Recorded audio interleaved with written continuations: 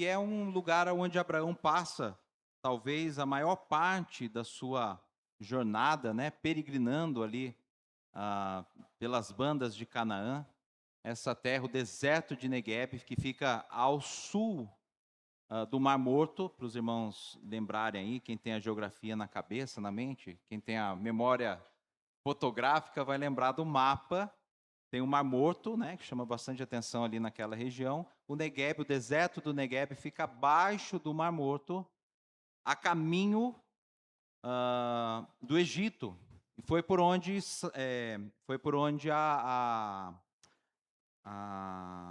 fugiu o nome agora da escrava, Agar, obrigado. Agar fugiu com Ismael, né, seu filho, e ficou um tempo nesse deserto. E depois, nas regiões montanhosas, Ismael estabelece ali moradia, né, morada. Tá bom? Então, só para os irmãos entenderem a que ponto da geografia e do tempo nós estamos ao adentrar aqui o versículo 22, capítulo 21, versículo 22, até o 34, até o final do capítulo. Vamos ler? Acompanhem comigo. Por esse tempo, Abimeleque e Ficol, comandante do seu exército, disseram a Abraão: Deus está com você em tudo o que você faz. Portanto, aqui neste lugar, opa, perdão, tudo bem, voltando aqui à leitura. Portanto, aqui neste lugar, jure por Deus que você não enganará a mim, nem a meu filho, nem a meu neto, e que trará a mim e tratará a mim e a terra em que você tem morado com a mesma bondade com a que eu tratei você. Abraão respondeu: Eu juro. Mas Abraão repreendeu Abimeleque por causa de um poço de água que os servos deste haviam tomado à força.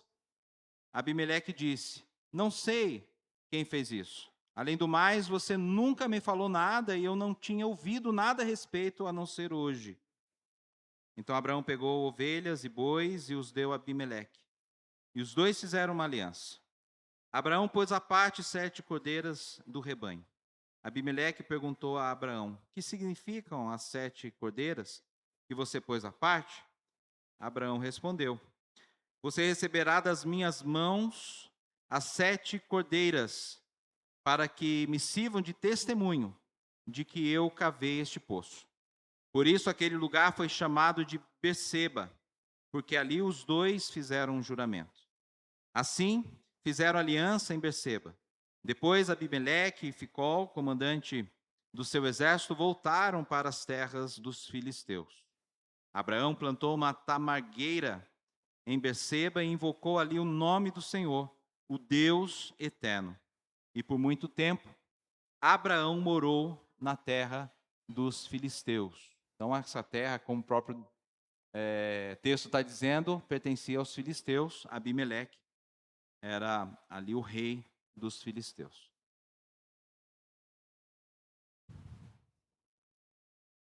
Muito bem, meus irmãos. Abraão, então, havia chegado na terra do Negueb, com muitas riquezas, e lá ficou ainda mais próspero. Imagina, o homem já era rico, né? Já tinha muitos gados, já tinha muitos escravos, e ali ainda ficou mais rico ainda. Lembra que o próprio Abimeleque pagou uma quantia em prata, né? Pela questão de Sara, né? Ele estava tomando Sara como esposa, e aí Deus revelou a ele que Sara era mulher de Abraão, e aí nessa situação toda, Abimeleque vai e paga um tanto de prata para Abimeleque, né? E por causa dessa riqueza, imagina só, Abraão se estabelece no lugar, estabelece o seu gado, a sua riqueza começa a chamar a atenção dos demais, e aí acende uma luzinha amarela na mente de Abimeleque. Por quê? Abimeleque, ele era o rei ali, mas alguém de fora, um forasteiro, estando bem-sucedido, vamos lembrar que mais para frente o povo vai ser escravo no Egito e o número de pessoas, né, da linhagem de Abraão cresce tanto que incomoda o faraó, ele tem medo. Se esse povo se rebela aqui contra mim, pobre de mim, né? E essa situação talvez tenha passado também por Abimeleque. Ele vai crescer, os seus servos vão crescer, daqui a pouco eles formam um exército e tomam a região. Então, antes que isso acontecesse, Abimeleque, juntamente com seu. Olha só como tem essa característica, né, essa aliança, que ele vai com o comandante do seu exército falar com Abraão. Então, a gente começa a perceber que era um acordo de paz que estava acontecendo ali. Abimeleque quer fazer um acordo de paz com Abraão, né? E então ele pede para que Abraão não engane ele. Por que não engane? Porque Abraão já tinha enganado ele no passado ali próximo. Falou: Abraão, seja honesto comigo em tudo que você fizer. Prometa que você vai deixar as coisas como estão e não me enganará e nem enganará os meus filhos e nem os meus netos, né? Vamos estabelecer um acordo aqui. E aí, então nós vamos perceber que a narrativa consiste em 2 acordos. No primeiro deles, Abimeleque firma uma aliança de não agressão em termos perpétuos com Abraão. Vai dos versículos 22 a 24. No segundo, Abraão firma aliança com Abimeleque para que o rei reconhecesse e garantisse o direito do poço, depois vai se chamar Berseba, a Abraão. Abraão ele falou: olha, eu cavei esse poço. Em dado momento vieram seus servos aqui, vieram o seu, né, a parte sua e quis tomar esse poço de mim. Abimeleque vai dizer que era desconhecido isso dele, não tinha passado, não sabia desse acontecimento, mas então Abraão prepara ali as coisas do pacto e então firma aliança com Abimeleque. O que precisamos entender essa noite é que a gente vai ver que lá na frente, Abraão, ele firma uma comunhão com Deus, né? E aí há a adoração. Então, a comunhão de Abraão com Deus o posiciona em adoração na bendita esperança da eternidade com o El Olam. A gente já vai falar a respeito desse nome que eu acabei de dizer, que significa Deus eterno. Então, a comunhão de Abraão com Deus é um posicionamento aonde permite que Abraão tenha uma sincera adoração a Deus. Que ele vai chamar de o Deus eterno. 4 situações que nós devemos perceber nesse texto. Primeiro, que ele tem um juramento, versículos 22 a 24. Tem uma repreensão. Então, uma aliança sempre tem os 2 lados, né? É afirmado acordo de 2 lados. E há uma repreensão aqui que mostra um lado da situação. Depois tem a aliança em si. Eu gostaria de mostrar as características dessa aliança. O texto ele não traz aqui exatamente as características, mas aponta para uma aliança e é interessante a gente entender como que eram feitas as alianças naquela época. E por fim, uma adoração. São os 2 versículos finais desse capítulo. Falando sobre juramento, como eu disse, a prosperidade de Abraão chamou a atenção de Abimeleque. No versículo 22, está expresso isso. Deus está com você em tudo o que você faz. Abram comigo, irmãos, em Gênesis 12.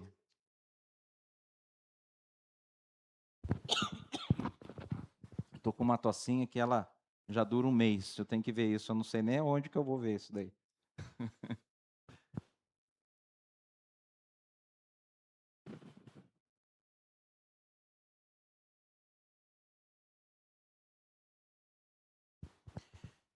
O que consiste o capítulo 12?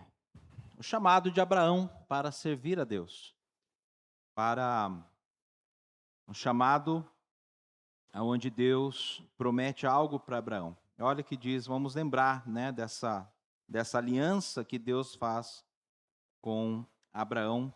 Versículos de 1 a 3 diz assim: O Senhor disse a Abraão: saia da sua terra, da sua parentela e da casa do seu pai, e vá para a terra que lhe mostrarei. Farei de você uma grande nação, e o abençoarei, e engrandecerei o seu nome. Olha o que diz agora: seja uma bênção, ou se tu uma bênção, não, seja uma bênção, tá aqui para vocês, que é a versão que eu estou usando. Na RA, se tu uma bênção, é isso? Se tu uma bênção, seja uma bênção.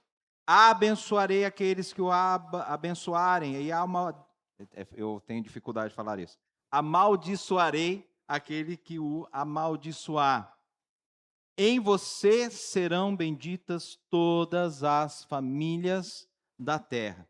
O que Abraão precisava ser aqui, Abraão já demonstrava aquilo que o Senhor havia prometido. Ainda ele não era uma grande nação, mas era visível que ele já estava sendo abençoado por Deus.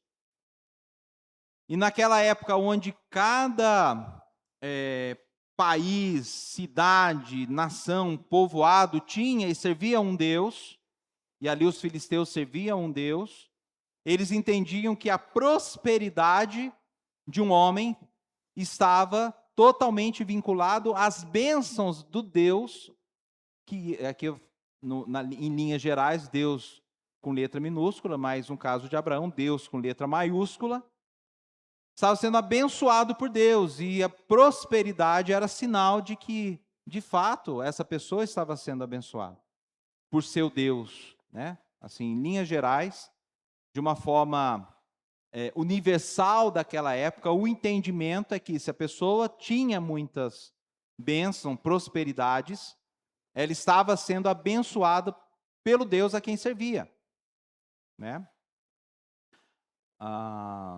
Nós podemos ver que as cidades, cada cidade tem um padroeiro, né? Então, imagine se uma prefeitura está prosperando, a pessoa entenderia que era, no caso aqui seria São José, né? São José é o Deus forte aqui que está dando prosperidade para a cidade, né? Seria mais ou menos esse entendimento daquela época.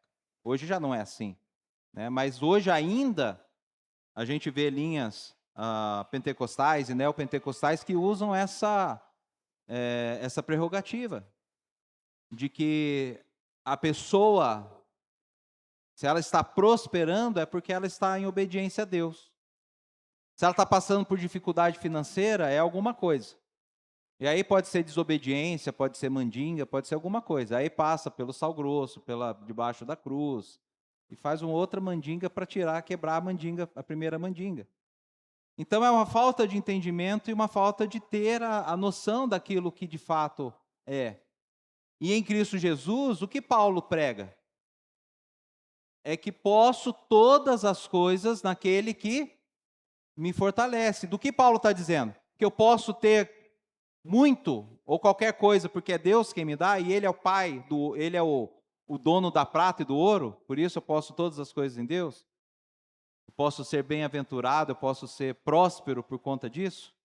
Não, o que nós entendemos, Paulo prega, Pedro prega, é que, independentemente da situação que estamos passando, se é sofrimento ou não, se é provação ou não, se é bonança ou não, eu posso passar por isso porque Deus é que me fortalece. Eu posso passar por pobreza, por nudez, porque é Deus quem me fortalece. Eu posso passar por doenças, porque é Deus quem me fortalece. É isso que Paulo está dizendo. Em qualquer situação, independentemente daquilo que estamos vivendo ou tendo, nós temos que ter isso em mente. Deus é quem nos fortalece. Por isso que há uma dificuldade dessas igrejas pregarem no Novo Testamento, porque o Novo Testamento diz essas coisas. E ao contrário ao pensamento da prosperidade que essas igrejas pregam. Porém, naquela época, quem estava bem-sucedido era sinal de que o Deus estava abençoando aquela pessoa. Então, Abimeleque tem essa prerrogativa em mente, entendendo que Deus estava abençoando Abraão.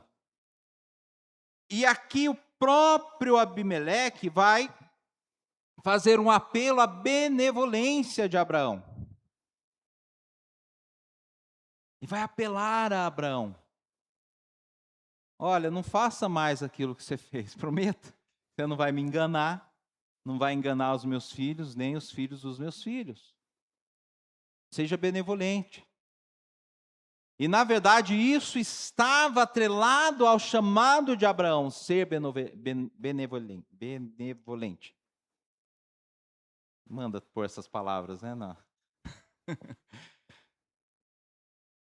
Tinha que ser, porque era um mandato de Deus que Abraão fosse uma bênção. Se tu uma bênção, seja uma bênção. E aí nós precisamos trazer isso para nós também. Será que nós estamos sendo uma bênção para as demais pessoas com quem convivemos? Estamos espelhando a glória de Deus às outras pessoas? E estamos espalhando dessa glória para as pessoas ao nosso redor? Essa foi uma ordem de Deus para Abraão. Seja uma bênção. Eu o abençoarei. Eu irei à frente. Eu abrirei. Mas você precisa ter essa ação de ser bênção na vida das pessoas.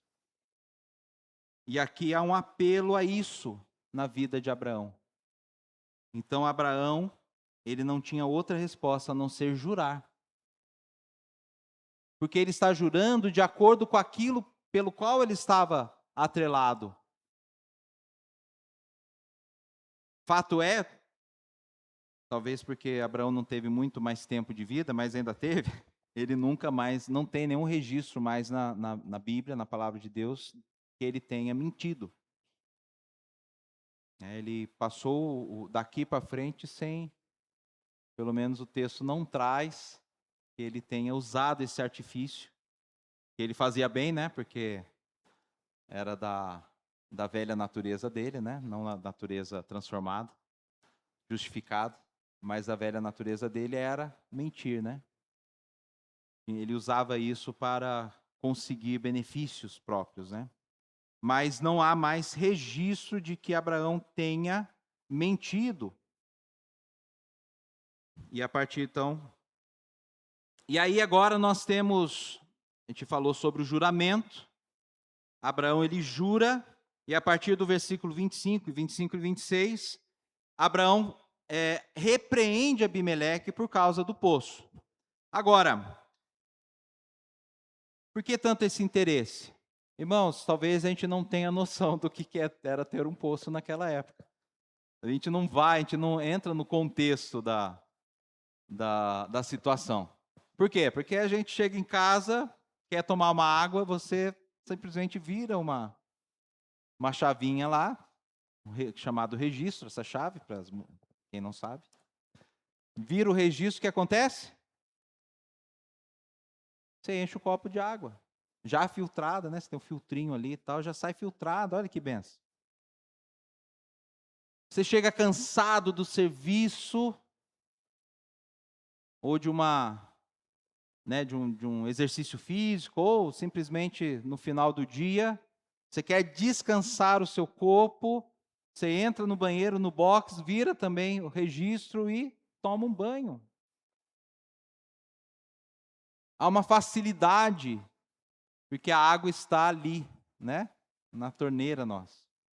Não é realidade, até mesmo em alguns povoados do Brasil, essa situação. Ainda hoje há quem vá buscar água nas bicas, nas fontes, nos poços artesianos da vida, né?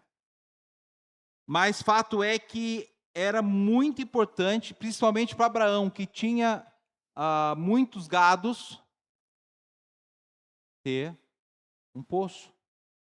Ele cavou, os seus servos cavaram um poço. Ele precisava garantir que aquele poço era dele. Porque numa terra estranha, alguém mais forte poderia requerer o poço ali e pronto, acabou. Como mais ou menos como funciona hoje, né? Vai abrir um poço artesiano na sua casa para ver se você não paga para o governo. Você não pode furar, abrir um poço, sabia não? Não pode abrir um poço na sua casa. Se abrir, você recebe multa. Você é multado. Então, antigamente podia, né? A terra é minha, o terreno é meu, eu vou lá, abro o poço. Hoje não pode. Você vai pagar por aquilo. Você abrir um poço. Para você ter uma ideia como que funciona. Mais ou menos era o que estava acontecendo ali com Abraão. E ele queria aquele poço. E aí Abimeleque dá de desentendido, porque realmente, de fato, ele não conhecia essa história. E aí eles vão para, a partir do versículo 28, eles vão para o pacto. Vão para a aliança, a partir do 27. Eles vão para a aliança. Então, vamos ver comigo aqui, 27. Então, Abraão pegou ovelhas e bois e os deu a Abimeleque. E os dois fizeram uma aliança. Abraão pôs à parte 7 cordeiras do rebanho. E aí, o que causou, os irmãos vão entender mais para frente, causou uma estranheza aqui. Mas vamos primeiro para o versículo 27. O que significava Abraão ter pegado aqui ovelhas e bois e ter dado a Abimeleque? O que significava isso? Presente? Ele levou embora esses bois e ovelhas? Não. E aí precisamos retornar ao capítulo 15. Está pertinho aqui. Volta aí algumas páginas da sua Bíblia. Capítulo 15. Versículos 9 a 11, diz assim.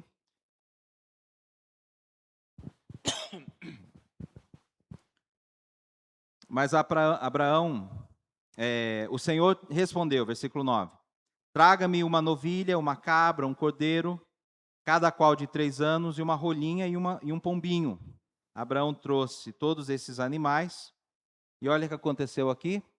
Cortou-os pelo meio e pôs as metades umas diante das outras. As aves, porém, não cortou pelo meio. Isso era o pacto chamado pacto de sangue. A aliança, aonde envolvia animais, era estabelecido esse tipo de pacto. Então, o que aconteceu ali no capítulo? E depois ele continua no versículo 17 e 18, aqui do 15 ainda, só para os irmãos entenderem. Quando o sol se pôs e houve densas trevas, eis que um fogareiro fumegante e uma tocha de fogo passaram entre aqueles pedaços dos animais. Daquele mesmo dia, o Senhor fez aliança com Abraão. Até aqui, tá bom. Como que eram feitos esses pactos naquela época? Dessa mesma forma. Eles sacrificavam aqueles animais, cortavam aqueles animais ao meio, da forma como está escrito ali, colocavam ou metade de frente com a metade, como mais ou menos estão colocados esses bancos aqui, fazia-se um corredor. Então, metade de um animal aqui, metade desse mesmo animal para cá, e assim por diante, formando um corredor. E o pacto consistia entre eles passarem por aqueles animais.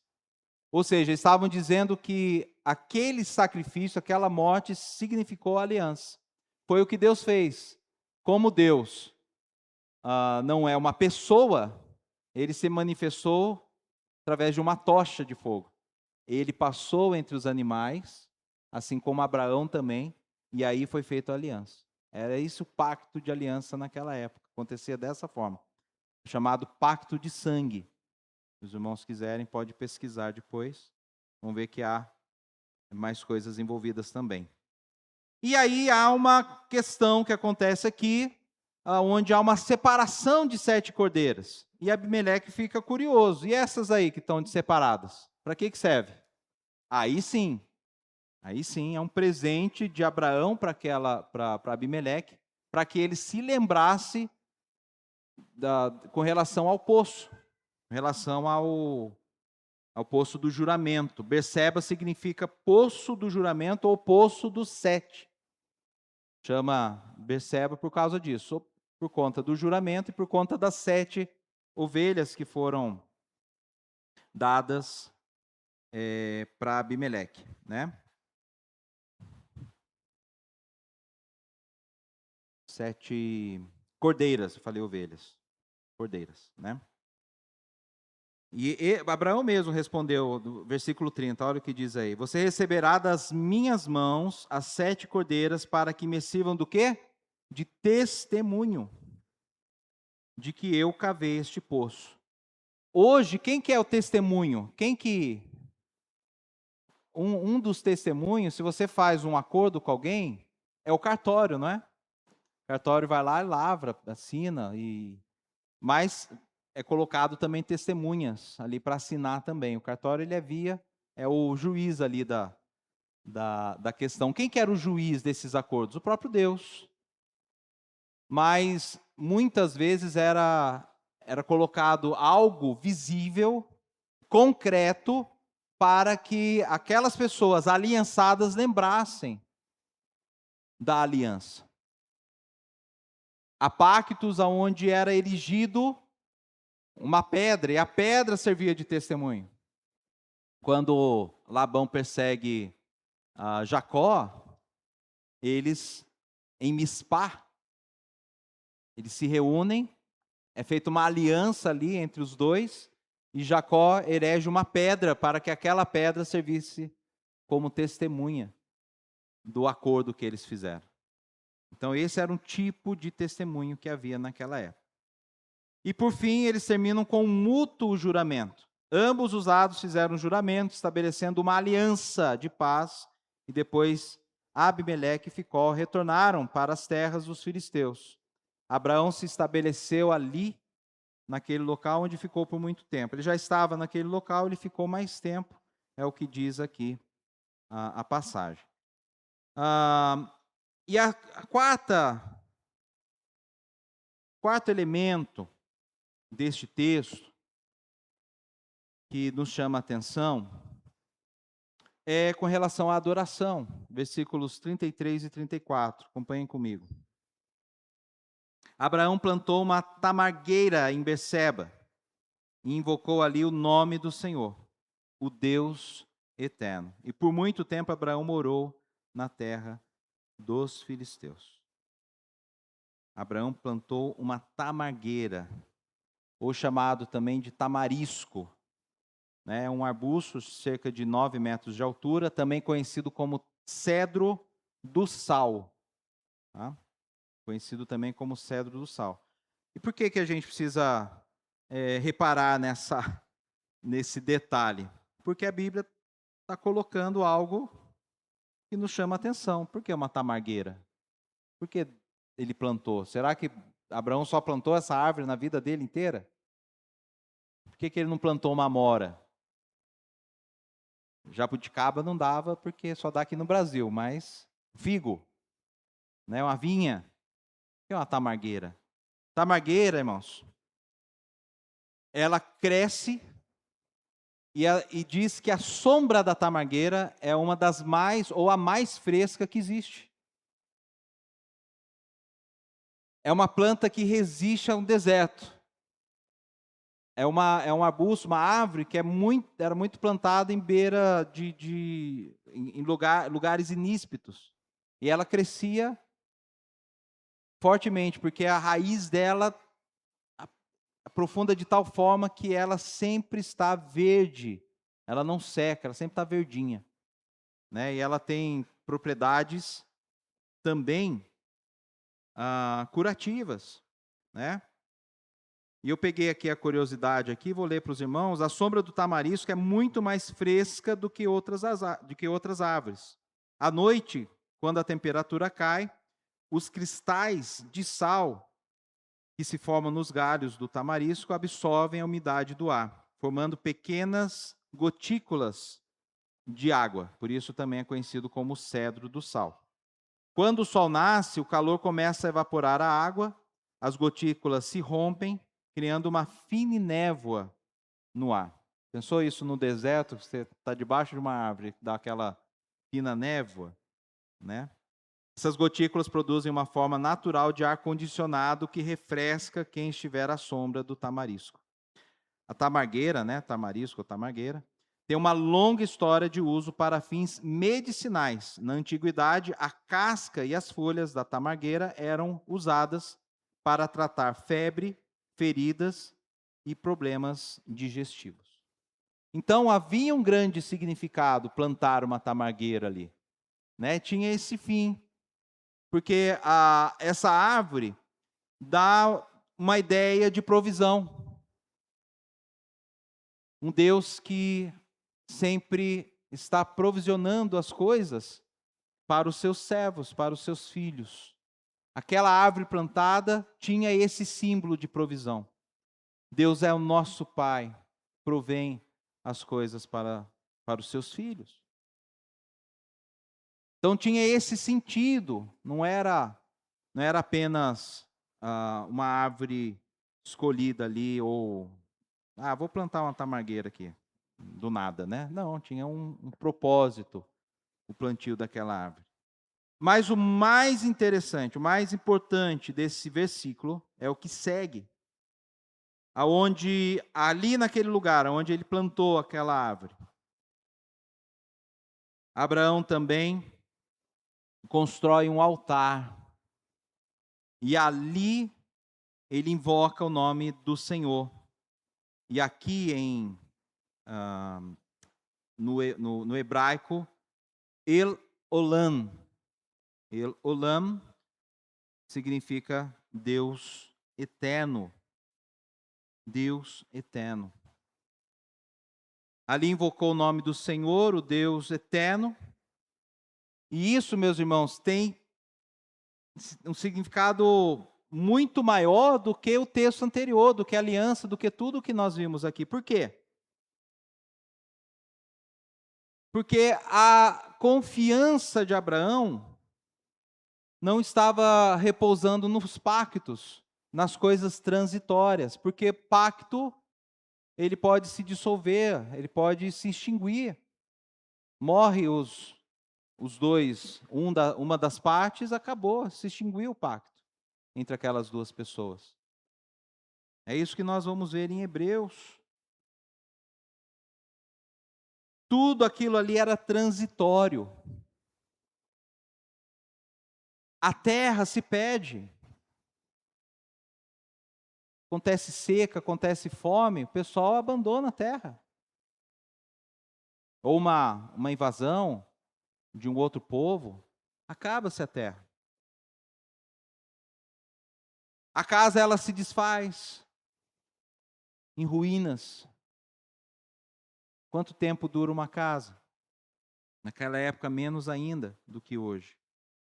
O poço seca. Muitas vezes são aterrados. Nós aterramos o poço da casa que era da irmã Toninha, né? Não tem mais poço lá. Já aterrou. Poço serviu ali por um tempo, né? Não tem mais serventia. Aterra o poço. É passageiro, é transitório.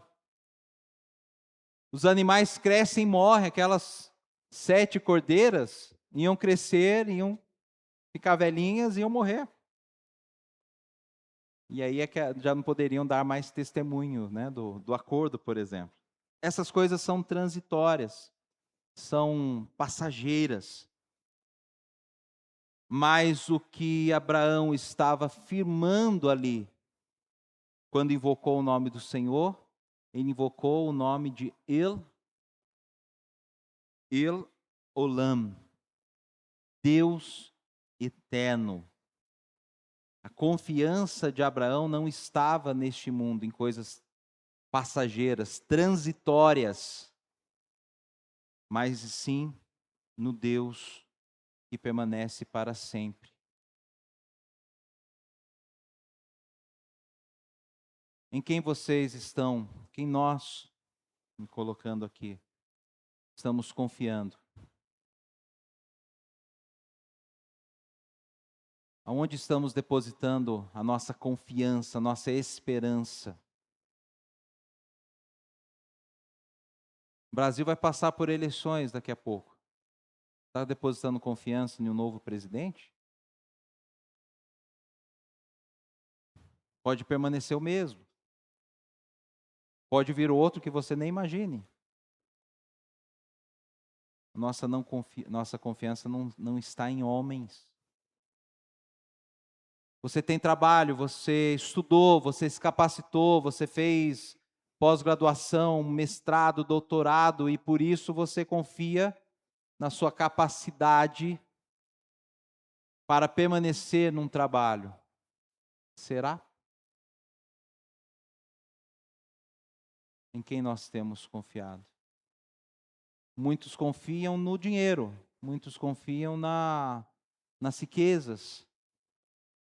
Mas Jesus vai falar, Provérbios vai falar, quem confia nas riquezas vai perecer, porque a riqueza acaba-se também a confiança dela na riqueza.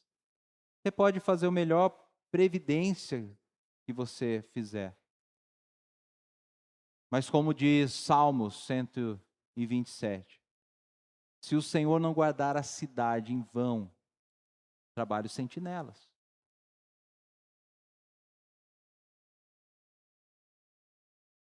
Será inútil buscar o pão de cada dia, se a nossa confiança não for no Senhor.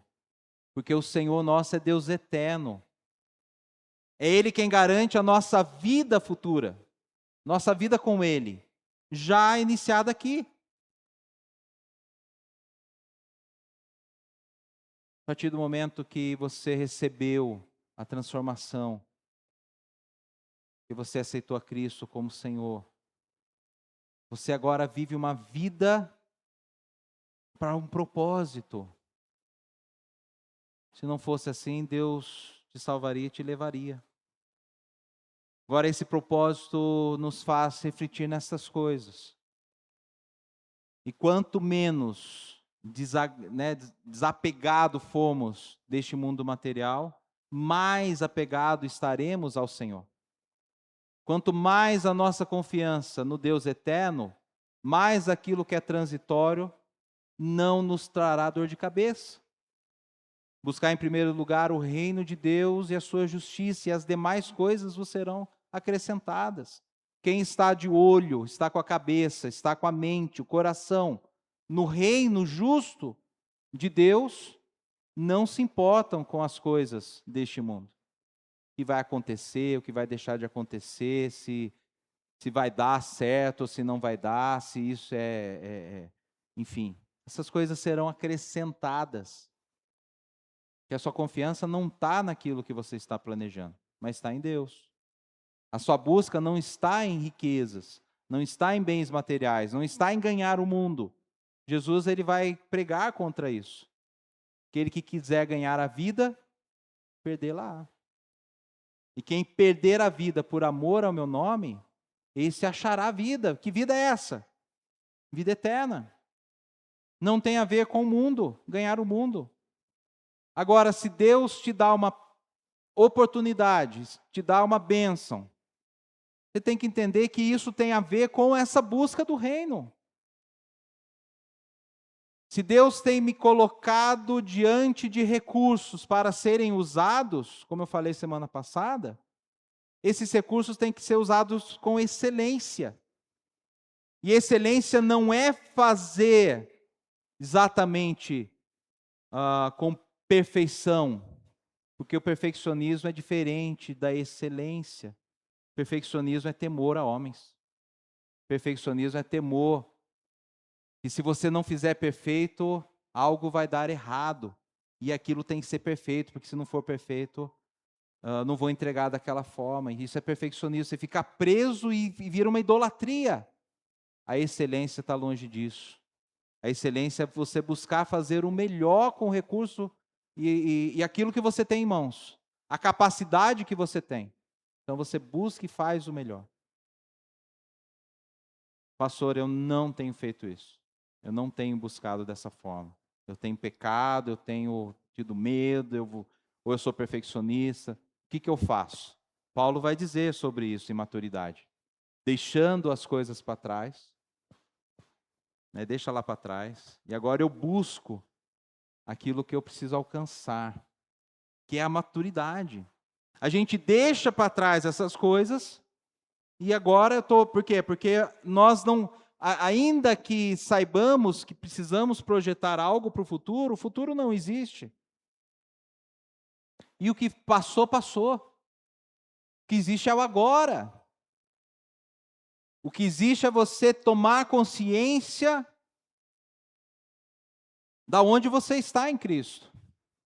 E aonde Abraão estava aqui, quando ele ofereceu e invocou o Senhor? Ele estava em Jerusalém, estava lá em Salém, junto com Abimeleque? Não, aonde ele estava, ele invocou o nome do Senhor e o adorou. Por quê? Porque não importava onde ele estava. Ele era o objeto, ele era o meio que iria invocar ao Senhor. Ele é a ferramenta, era à disposição para a adoração. E a pergunta que fica para nós hoje é sobre essa disposição para a adoração. Eu estou preparado a adorar ao Senhor em qualquer lugar, onde eu esteja, onde eu colocar a sola dos meus pés, eu estou naquele lugar pronto para a adoração? Porque é disso que Cristo fala. Não há mais lugar, não é em Jerusalém, não é aqui na Samaria, que você vai adorar ao Senhor. Mas Deus busca aqueles que o adoram em espírito e em verdade. É a todo momento, em todo lugar, em toda e qualquer situação. E se nós tivermos essa consciência, se nós tivermos a cada dia, agora eu vou falar como um pentecostal, tomar posse dessa bênção, dessa realidade, de que estamos em Cristo Jesus, essa consciência nos levará a esse temor e poderemos adorar ao Senhor em todo lugar. O pecado, não vai ter espaço para o pecado. Porque é isso que Jesus fala para aquela mulher. Estou citando aqui João 4, né, a mulher em Samaria. Aquele que beber dessa água, lembrando aqui do poço, né, fazendo um link aqui. Porque esse poço ele é transitório, essa água era transitória. Mas o Deus eterno é quem providenciou Jesus, a água da vida, a água que não tem fim. Aquele que buscar beber dessa água, nunca mais voltará a ter sede. E quem tomar dessa água, rios de água viva fluirão do seu interior. Irmãos, isso é tomar a consciência da posição a qual estamos em Cristo.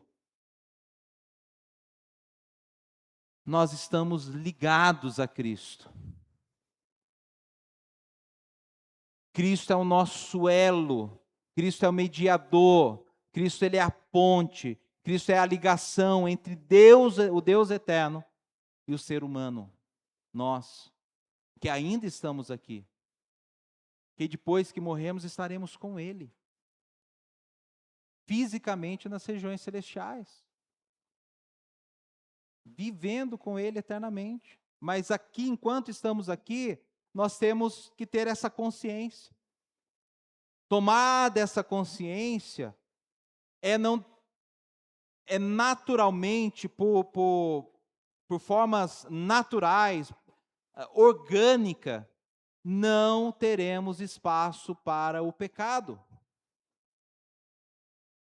Os irmãos conseguem entender isso? Se você andar em espírito, não cumprireis as concupiscências da carne. Andai. É tomar essa posição. de entender que estamos em Cristo. E todos os passos que demos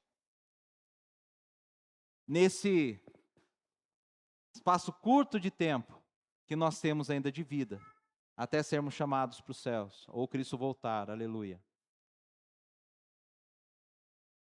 É nesse espaço andar em espírito. Andar em espírito vai fazer com que eu não queira, que eu não deseje, porque eu só quero Deus. Eu só quero a fonte de águas vivas. Eu só vou ter vendo fluir as águas no meu interior. E o pecado vai se afastar. Minha boca não pronunciará mais inverdades, como Abraão foi purificado. Não mentia mais. Aquele que mentia não minta mais, mas fale a verdade. Como fazer isso se não for pelo Espírito? Aquele que roubava não roube mais. Como fazer isso se não for pelo Espírito? Agora trabalhe. O Espírito Santo é essencial para essa mudança. Precisamos crer nisso. O que Abraão invocou ali é o Deus eterno. Nós temos essa eternidade. Nós estamos nessa eternidade.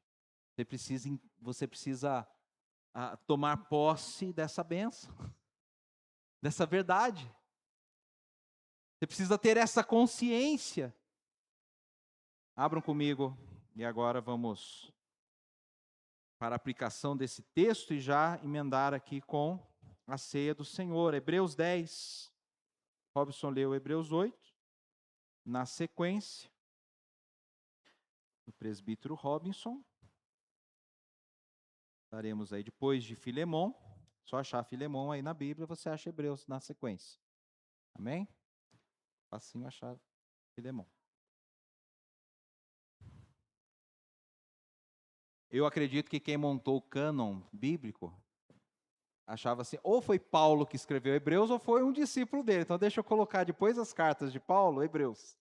Então depois de Filemon, a última carta de Paulo ali, no cânon bíblico, temos Hebreus. Hebreus capítulo 10, de 1 a 18.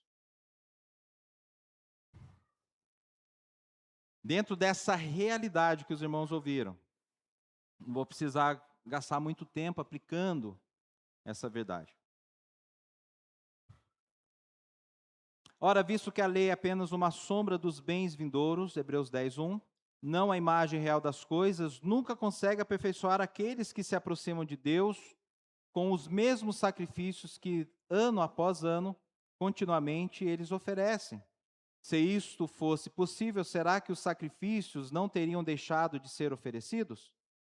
Porque os que prestam culto têm sido purificados uma vez por todas, não mais porque os que prestam culto, tendo sido purificados uma vez por todas, não mais teriam consciência de pecados.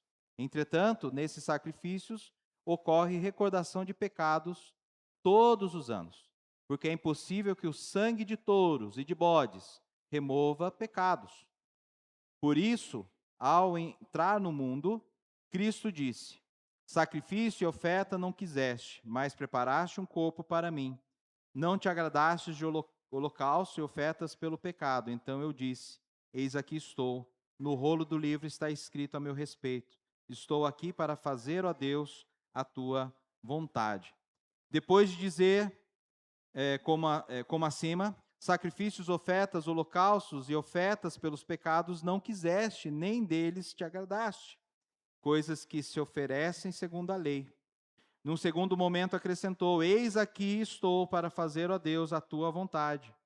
Ele remove o primeiro para estabelecer o segundo. Nessa vontade é que temos sido santificados mediante a oferta do corpo de Jesus Cristo uma vez por todas. Ora, todo sacerdote se apresenta dia após dia para exercer o serviço sagrado e oferecer muitas vezes os mesmos sacrifícios, que nunca jamais podem remover pecados. Jesus, porém, tendo oferecido para sempre um único sacrifício pelos pecados, assentou-se à direita de Deus, aguardando daí em diante até que os seus inimigos sejam postos por estrado dos seus pés. Porque como uma única oferta aperfeiçoou para sempre os que estão sendo santificados. Por isso, nos dá testemunho também o Espírito Santo. Só uma pausa aqui, meus irmãos. Do 1 ao 14, nós temos aqui o sacrifício de Jesus na cruz. O que significa o sacrifício de Jesus na cruz?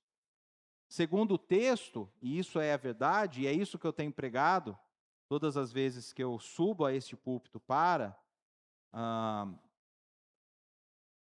reunidos aqui para a celebração da ceia do Senhor, eu sempre tenho falado isso. Jesus, ele já perdoou todos os nossos pecados. Os cometidos, o que estamos cometendo, porque nós não deixamos de ser pecadores, e os que iremos cometer. Isso não nos dá ali um benefício de poder sair pecando à torto e direito, não é isso. Mas é que o sacrifício de Jesus foi único em nossa vida, e o perdão também é um só.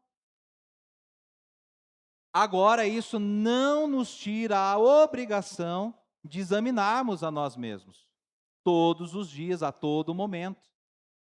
Que nós tomamos essa consciência de estarmos em Cristo, precisamos ter essa consciência de que precisamos agradar a Deus. O sacrifício já foi, uma vez só. Por isso que, não entendendo muito bem o que está aqui em Hebreus 10, a Igreja Católica, por exemplo, celebra a missa todos os dias, e a missa significa a morte de Cristo acontecendo todos os dias. Por quê? Porque para eles precisa do sacrifício de Jesus para perdoar pecado. Agora, da época que Jesus morreu, pela celebração dessas missas, até o dia de hoje, quantas vezes Jesus morreu na cruz? De lá até aqui. Mas o texto está dizendo que ele fez isso uma única oferta. Por isso nós não mistificamos a ceia do Senhor. Por isso que nós não, eu até evito chamar de Santa Ceia, não está errado, tá? Mas eu evito chamar de Santa Ceia, porque a gente sempre lembra de forma errada o Santa. Porque a maioria aqui veio de raiz católica. E a raiz católica vai me lembrar que santo é alguém que está ali no cânon, tem que ser perfeito, que é algo místico, mas santo só significa separado, consagrado, separado para uso exclusivo de alguma coisa. Esse pão aqui, ele não pode ser servido. Se tivéssemos aqui um junta-lanche, a Arlete falasse assim, ó, vamos aproveitar o pão, vamos passar a manteiga nesse pãozinho aqui. É que aqui agora é o kitzinho, não tem como fazer isso, mas fosse hoje eu lá na igreja de Bragança, nós celebramos a ceia lá, participei da ceia, é um pãozinho cortado. A irmã Adriana corta lá, faz o pãozinho, corta o pãozinho. Digamos que, não, no final aqui, vamos fazer um junta-lanche, vamos pegar esse pãozinho aqui e vamos usar para isso. É errado fazer isso. Porque quando você fala que consagrou esses elementos para uso de ceia, significa que você separou para um propósito. E o propósito é ceia, cearmos, lembrar, memorial. E o memorial é o que Deus requer de nós. Que nós tragamos à memória aquilo que desagrada a Deus e confessemos a Ele. Por quê? Porque isso vai ser um trabalhar em nossas mentes. Puxa, toda vez eu estou agora confessando, exemplo, que eu estou mentindo. Menti outra vez, Senhor, me perdoe. Deus já perdoou, mas na hora que você está confessando, você está trazendo a memória de que, olha, isso daqui, eu preciso de ajuda de Deus para isso. Você vai orar para que aquilo saia, que aquilo você abandone. É Deus quem vai fazer isso. Você não tem poder para essas situações, mas Deus quer que você queira. Então você ora, porque é Deus quem vai fazer. Mas Ele requer.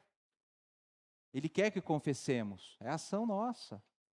Confesse, examine, veja, né? Então, esse primeiro entendimento que nós temos que ter do 1 ao 14 é o sacrifício de Jesus na cruz. Ele foi único e exclusivo e ele é quem traz o perdão. Segundo, o 15 que eu já li, tem aqui a ação do Espírito Santo. Disso nos dá testemunho também o Espírito Santo. O Espírito Santo é testemunha. Lá aquelas cordeiras não foram testemunhas em Abraão? Aqui é o Espírito Santo. Está sendo testemunha aqui do ato de Jesus, e ele quem diz o nosso coração. O que diz lá em Romanos 8, versículo 10 ou 11, agora eu não sei exatamente o versículo, mas capítulo 8 de Romanos, que o Espírito fala ao nosso espírito que somos filhos de Deus. É o que o autor de Hebreus está dizendo aqui, o Espírito dá testemunho da obra que Cristo fez em nosso coração, na nossa vida. O Espírito é a testemunha. E por fim, a promessa da palavra de Deus, de 16 a 18. Esta é a aliança que farei com eles depois daqueles dias, diz o Senhor. Imprimirei as minhas leis no coração deles e as inscreverei sobre a sua mente. Acrescenta, também dos seus pecados e das suas iniquidades jamais me lembrarei. Ora, onde há remissão de pecados, não existe mais necessidade de sacrifício pelo pecado. Aqui está sendo muito claro, não há necessidade de matar Jesus de novo. Jesus já sacrificou, onde há remissão de pecados, não existe mais necessidade de sacrifício pelo pecado. Uma vez por todas, Cristo fez a obra. Vamos chamar aqui os oficiais que me ajudaram.